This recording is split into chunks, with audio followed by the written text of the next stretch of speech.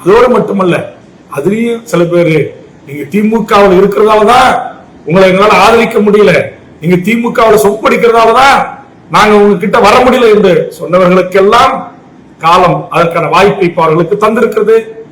அப்படி பேசிய அந்த வார்த்தைகள், அந்த வாய்கள் இப்போது ஒரு ஆளுங்கட்சி கூட்டணியில் அடுத்தது திமுக தான் வரப்போகிறது என்று ஒட்டுமொத்த பத்திரிகை ஊடகங்கள் கருத்து கணிப்பில் வெளிவந்து கொண்டிருக்கிற போது திமுக எனக்கு கொடுத்தது இடமில்லை, அது ஒரு பதவி.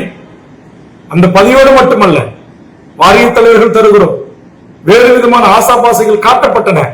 அது எதுவுமே வேண்டாம். உங்களுக்கு தெரியும் இன்னைக்கு ஒரு தொகுதிக்கு எவ்வளவு ரூபாயை திமுக செலவு செய்ய போகிறது என்பது உங்களுக்கு தெரியும்.